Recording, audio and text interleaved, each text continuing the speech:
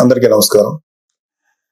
వినుకొండలో జరిగిన రషీద్ హత్య జలాని అనే ఒక యువకుడి చేతిలో జరిగింది. మాకున్నటువంటి ఇన్ఫర్మేషన్, అటు పోలీసు వారి ఇన్ఫర్మేషన్ ప్రకారం ఇవి పాత పగలు. వాళ్ళకి మధ్యలో జైలుకి పంపాడని ఒక అతను, అందుకని పగబట్టాడని ఇతను, అతన్ని నడిరోడ్డు మీద నరికి చంపారు. ఇది నిజంగా చాలా తప్పు, అది ఎవరు చేసినా సరే. కానీ మీరు దీనికి రాజకీయ రంగు పొలవటానికి ట్రై చేయకండి. మీరు ఫస్ట్ పాయింట్, వైసీపీ నేత జగన్మోహన్ రెడ్డి గారికి మర్యాదపూర్వకంగా చెప్పేది ఏంటంటే, ఇంతకాలం మీరు శవ రాజకీయాలు చేసే ఇంత దూరం వచ్చారు. జనాలు మీరు చెప్పే మాటల్ని నమ్మటం ఎప్పుడో మానేశారు. ఖచ్చితంగా ఈ హత్యకి సంబంధించి మేము కూడా ఖండిస్తున్నాం. ఖచ్చితంగా ఎలాంటి వ్యక్తులైనా సరే, ఈ వెనకాల ఉన్న వాళ్ళు ఎవరినైనా సరే పట్టుకొని కోర్టుకు తీసుకెళ్లి శిక్షించాలని మేము కోరుకుంటున్నాం. అయితే ఇంకొక విషయం ఏంటంటే, గంజాయి ఇన్ఫ్లుయెన్స్ తో కూడా ఉండుంటది ఎవడైతే చంపాడు అని కూడా బయట ఉంది. సో ఇలాంటివన్నీ రకరకాల వెర్షన్స్ వస్తున్నాయి. సో మీరు అర్జెంటుగా వినుకొండ వచ్చి ఆ చనిపోయిన కుర్రవాడికి ఒక పార్టీ నాయకుడుగా మీ సానుభూతి తెలపటం అనేది మాకు ఎటువంటి అబ్జెక్షన్ లేదు, మంచిది కూడా తెలుపటం. కాకపోతే మీరు దాన్ని రాజకీయ రంగు పోలిని ఇంకా గట్టిగా నెల 10 రోజులు కూడా కాకుండానే, ప్రభుత్వం ఏర్పాటు అవ్వకుండానే మీరు రకరకాల విమర్శలు చేసి అక్కడికి వెళ్ళి జగనన్న పథకాలు, జగన్ మామ, ఇంకా ఎంతకాలం మీరు ఇలాంటి మాటలు మాట్లాడతారు? అధికారం ఉన్నప్పుడు నటించారు, అధికారం పోయినప్పుడు నటిస్తున్నారు. నటనల మీద పరిపాలన సాగదు. ఈ విషయం ఇప్పటికే మీకు అర్థమై ఉండాలి, మీ వైసీపీ నాయకులు కూడా అర్థమై ఉండాలి. ఎంతకాలం ఇంకా నటిస్తారు మీరు? ఓపెన్ గా ఉండండి. 2019లో మీకు అద్భుతమైనటువంటి తీర్పు ఇచ్చారు ప్రజలు మీకోసం. దాన్ని మీరు అత్యంత దారుణంగా, దుర్మార్గంగా ఉపయోగించుకొని ప్రజల నెత్తి మీద కాలు పెట్టి తొక్కారు. ప్రజల్ని హింసించి వదిలేరు మీరు. మీ పరిపాలనలో సామాన్యులు సైతం భయపడ్డారు. ప్రజల కోసం నిలబడిన కొంతమంది నాయకులు, కొంతమంది కార్యకర్తలు తప్ప ప్రతి ఒక్కరు భయపడ్డారు. ప్రతి వాళ్ళు భయపడ్డారు. మీరు ఇప్పుడు వచ్చేసేసి ఏదో అన్యాయం జరిగిపోయింది, డెఫినెట్ గా ఇది తప్పే, దీన్ని నేను ఖండిస్తున్నాం. కానీ దీనికి రాజకీయ రంగు భూమి, ఈ శవ రాజకీయాలు చేయకండి. కూటమి ప్రభుత్వం పరిపాలనా పరంగా ఏదన్నా ఉంటే విమర్శించండి. ఇంకా నెల కూడా కాకపోయినా సరే అది చేయలేదు, ఇది చేయలేదు అన్నారు. ఓకే, అది ఎలా చేయాలో మాకు తెలుసు. కూటమి ప్రభుత్వానికి చేసి చూపిస్తాం. మీకన్నా అద్భుతమైన పరిపాలన ప్రజలకు వస్తుంది. మీరు అద్భుతమైన పరిపాలన మీరు చెప్పుకున్నారు. అంతకన్నా దుర్మార్గ పరిపాలన భారతదేశ రాజకీయ చరిత్రలో ఏ రాష్ట్రం జరగల, ఓన్లీ ఆంధ్రప్రదేశ్ లో జరిగింది. అలాంటి దుర్మార్గమైన పరిపాలన మీరు అందించారు. అంటే కొన్ని కోట్ల రూపాయలు, వేల కోట్లు, లక్షల కోట్ల రూపాయలు ప్రభుత్వానికి, ఖజానాకి గండి కొట్టి, నెక్స్ట్ అసలు అంటే ప్రభుత్వాన్ని సర్వనాశనం చేసి, ఒక గవర్నెన్స్ ఏ విధంగా కొనసాగనివ్వకుండా నాశనం చేసి, మీ పరిపాలనలో లక్షల కోట్ల అవినీతి జరిగితే దాని గురించి మీరు ఎప్పుడు మాట్లాడలేదు. అంటే మీరు పెట్టిన బొక్క, అంటే మన రాష్ట్ర ఖజానాకి కనీసం 2-3 మినిమం 4-5 ఏళ్ళు పడుతుంది మినిమం ముందు ఆ బొక్క పుడ్చటానికి. అంత పెద్ద బొక్క పెట్టి వెళ్ళిపోయారు మీరు ఆంధ్రప్రదేశ్ రాష్ట్రానికి. అర్జెంటుగా అది చేయలేదు, ఇది చేయలేదు. నెల రోజులు కూడా కాలేదు స్వామి. 2019లో పరిపాలన మొదలుపెట్టినప్పుడు 6 నెలలు మాట్లాడలేదు ప్రతిపక్షంలో ఉన్నాం మేము. మీకు అర్జెంటుగా వచ్చేసి అది చేయలేదు, ఇది చేయలేదు. చేస్తారు, ప్రతిదీ చేస్తుంది కూటమి ప్రభుత్వం, ప్రతిదీ చేస్తుంది. చంద్రబాబు నాయుడు గారు కానీ, పవన్ కళ్యాణ్ గారు కానీ నిబద్ధత ఉన్న మనుషులు. ఎలా చేయాలో అలా చేస్తారు. ప్రజలకు ఎంత మంచి చేయాలో చేసి తీరుతారు. మీలాగా పర్ఫార్మెన్స్ లో దొంగ మాటలు చెప్పి తప్పించుకునే వ్యక్తులు కాదు, గుర్తుపెట్టుకోండి. సరే, ఈ సందర్భంగా మీకు కొన్ని సింపుల్ క్వశ్చన్స్ అడుగుతాను. దానికి మీరు ఆన్సర్ చెప్పగలిగితే వెరీ హ్యాపీ. మీరు ఇవాళ వినుకొండకు వచ్చి ఆ కుర్రోడు గురించి చెప్పారు, ఐఎమ్ ఓకే ఫర్ దట్. కానీ దానికి ముందు మీ అధికారం ఉన్నప్పుడు, మీరు సీఎంగా ఉన్నప్పుడు ఒక దళిత్ డ్రైవర్ని చంపేసిన మీ ఎమ్మెల్సీని అతని తప్పుని ఖండించకపోగా మీతో పాటు సగర్వంగా తిప్పుకున్నారే, అది తప్పని మీకు అనిపించలేదు? అప్పుడు అది దుర్మార్గంగానే, అది క్రూరంగానే అనిపించలేదా మీకు? డాక్టర్ సుధాకర్ అనే ఒక ఆయన్ని ఉద్యోగం ఊడబెరికి పిచ్చోడు చేసి రోడ్ల మీద చొక్కా కూడా లేకుండా పోలీసులతో తన్నించి, మీ యొక్క అనుము పోలీసులు తన్నించి ఆఖరికి అతను చచ్చిపోయేలా చేశారే, అప్పుడు మీకు ఎటువంటి కామెంట్ చేయాలనిపించలేదా? వాళ్ళ అక్కని కొంతమంది వైసీపీ కార్యకర్తలు, గూండాలు సెక్సువల్ గా హెరాస్ చేస్తుంటే అడ్డుకున్న అమర్నాథ్ అనే బీసీ కుర్రోడిని, మైనారిటీ తీరిన కుర్రోడిని పెట్రోల్ పోసి కాల్చి చంపేశారు కదా, అప్పుడు కూడా మీకేమి రియాక్ట్ అవ్వలేదా మీరు? అప్పుడు కూడా కనీసం ఒక మాట మాట్లాడలేకపోయారా మీరు? 32,000 మంది ఆడపిల్లలు అదృశ్యం అయిపోయారని చెప్పి పవన్ కళ్యాణ్ గారు చెప్పి కనీసం ఒక పోలీస్ రివ్యూ పెట్టండి అంటే, కనీసం పోలీస్ రివ్యూ కూడా పెట్టకుండా 32,000 మంది ఆడపిల్లలు అదృశ్యం అయిపోతే అప్పుడు మీకు మాట్లాడటానికి నోరు రాలేదా? ఇప్పుడు మీ కార్యకర్తలకు లేకపోతే మీ వాళ్ళకి అన్యాయం జరిగిపోతుందని ఇంత మాట్లాడుతున్నారే, మీరు అప్పుడు కూడా మాట్లాడుంటే ఇప్పుడు మీరు మాట్లాడిన మాటకు విలువ ఉండేది. మళ్ళీ చెప్తున్నాను, అక్కడ వినుకొండలో జరిగింది నాకున్న సోర్సెస్ ప్రకారం అది పర్సనల్ గ్రెడ్జి, ఇద్దరు వ్యక్తుల మధ్యలో జరిగిన గడ్జి తప్ప 2 పార్టీలకు సంబంధించినవి కాదు. అది మీరు ఖచ్చితంగా మీకు త్వరలోనే పోలీసు నిజాలను నీకు తేలుస్తారు, మీకు ఆన్సర్ చెప్తారు. అలాగే మీ వైసీపీ నాయకులు సామాన్య ప్రజలు అంటే నెలకు ఒక 10,000 20,000 సంపాదించే వాళ్ళు ఏదో వాళ్ళ పూర్వీకుల ఆస్తులు 100 గజాలు 200 గజాలు 300 గజాలు 400 గజాలు ఉంటే వాటిని అడ్డగోలుగా కబ్జా చేసి భయపెట్టి స్వాధీనం చేసుకున్నారే, అది మీ దృష్టికి రాలేదా? ఇన్ని కేసులు చూసాం మేము ప్రజల్లో దొరుకుతుంటే. ఏ రోజు మీ నోట్ల నుంచి ఒక్క మాట కూడా రాలేదా? అది రైట్ అంటారా? ఏపీ ల్యాండ్ టైటిలింగ్ యాక్ట్ అని పెట్టి ప్రజల ఆస్తులను కాజేయటానికి మీరు ఎంత కుట్ర పన్నారు, దాన్ని మేము సమర్థవంతంగా ఎదుర్కొని ప్రజలకు తెలియబెట్టాక ప్రజలు వాళ్ళు సేవ అయ్యారు మీ దుర్మార్గమైన పరిపాలన నుంచి. అది మీకేమి తెలీదా? నిజంగా ప్రజలు ఇవాళ రెండోసారి మిమ్మల్ని రాకుండా ప్రజలు తమను తాము కాపాడుకున్నారు కూటమిని ఎన్నుకోవడం ద్వారా. అరే నా కళ్ళ ముందు నేను చూశాను, జంగారెడ్డిగూడెంలో కొన్ని ఒక 20-25 మంది సామాన్యమైనటువంటి పనులు చేసుకునేవాళ్ళు కల్తీ సారా తాగి చచ్చిపోతే మీరు శాసనసభ సాక్షిగా ముఖ్యమంత్రి అయ్యండి, ఇది సహజ మరణాలు న్యాచురల్ గా చచ్చిపోయారంటారా? కల్తీ సారా తాగి చచ్చిపోతే కనీసం విచారించి ఆ కుటుంబాలకు ఏదైనా ఎక్స్గ్రేషియం ఏదైనా ఇచ్చి కదా మీరు మాట్లాడాలి. ఇది సహజ మరణాలు, ఒక కాన్స్టిట్యూషన్ ఎంతమంది చచ్చిపోతారంటారా? అది మీకేమి అసలు మీకు ఇచ్చేమనుకుంటున్నట్టు కూడా అనిపించలేదు. అప్పుడు కౌలు రైతులు కొన్ని వేల మంది ఆత్మహత్యలు చేసి చచ్చిపోయారు.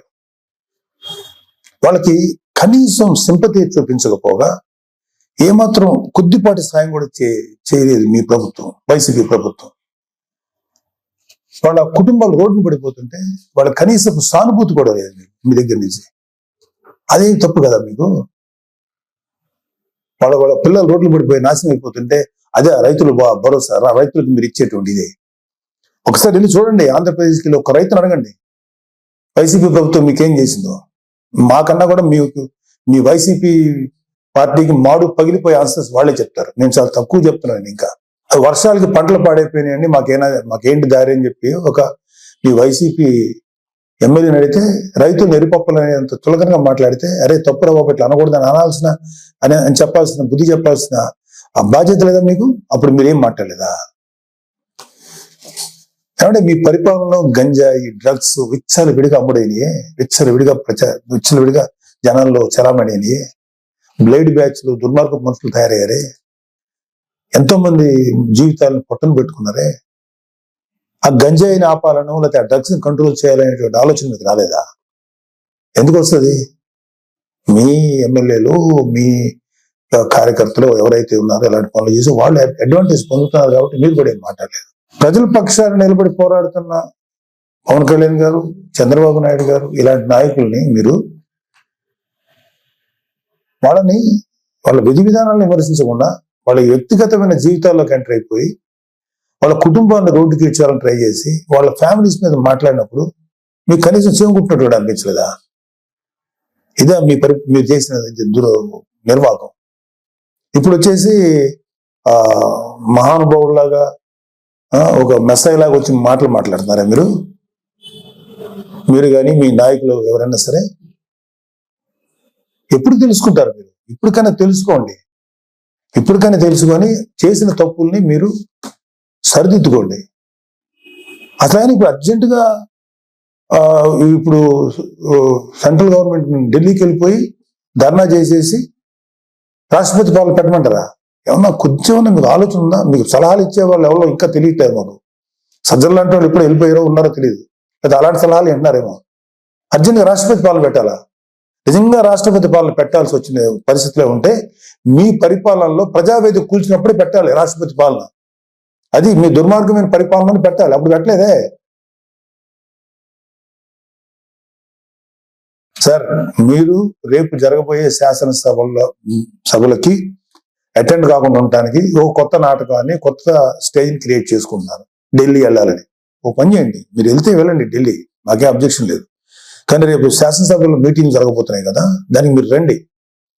మిమ్మల్ని వ్యక్తిగతంగా అనొద్దని చెప్పి నా పర్సనల్ గా నేను బీజేపీ, టీడీపీ, జనసేన ఎమ్మెల్యేని రిక్వెస్ట్ చేసుకుంటాను. మిమ్మల్ని వ్యక్తిగతంగా ఏమి అనొద్దని చెప్తాను. మీరు ధైర్యం వచ్చి మాట్లాడండి.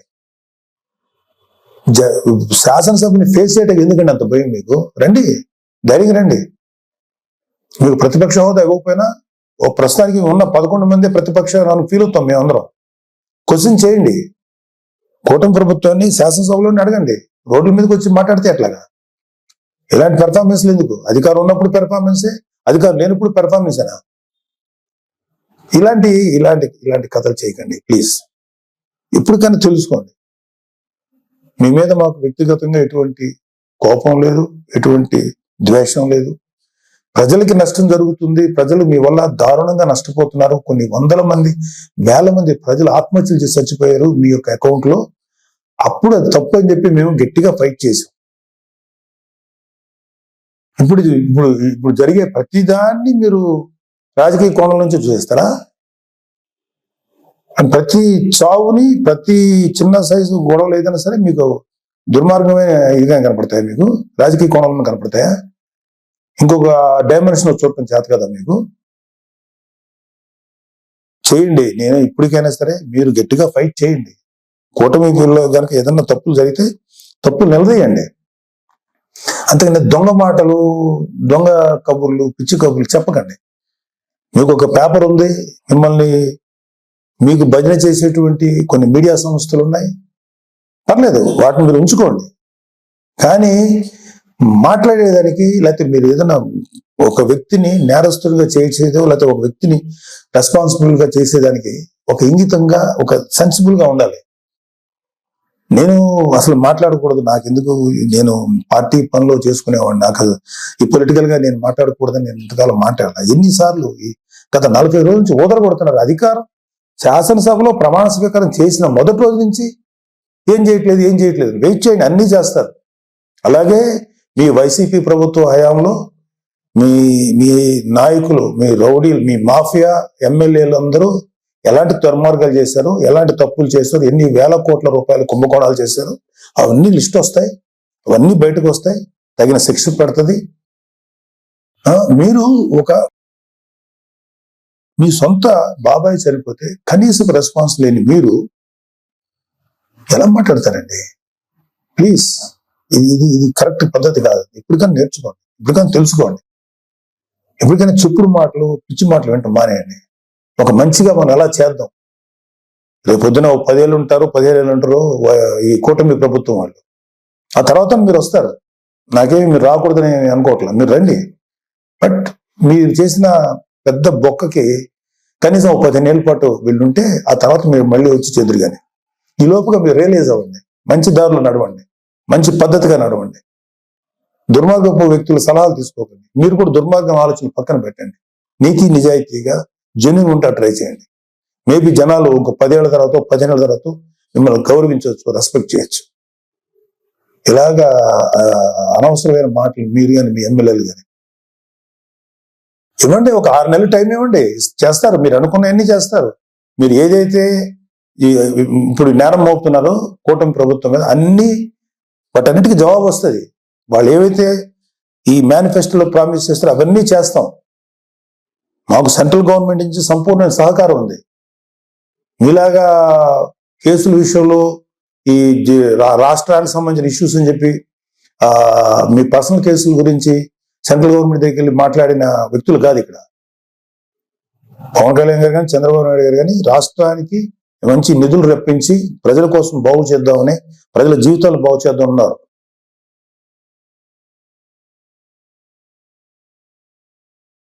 తెలుసుకోండి ఇప్పటికైనా. 10 ఏళ్ళ తర్వాత 15 ఏళ్ళ తర్వాత మళ్ళీ అవ్వచ్చు. మీరు ఇంకా చాలా వయసు ఉంది. దొంగ మాటలు మాట్లాడు లేదా పిచ్చి మాటలు మాట్లాడేంత మాత్రాన జనాలు గొర్రెలా నమ్మరండి. జనాలు చాలా చాలా ఇంటెలిజెంట్ పీపుల్. వాళ్ళు ఎవడు మంచోడు, ఎవడు చెడ్డోడు, ఎవడు ఎలాంటి వాడు ప్రజలు చాలా కూలంకషంగా గమనిస్తారు. త్వరలోనే మేము కూటమి ప్రభుత్వం మీకు సరైన ఆన్సర్ చెప్తుంది. ఇవన్నీ అయిన తర్వాత వెళ్ళండి.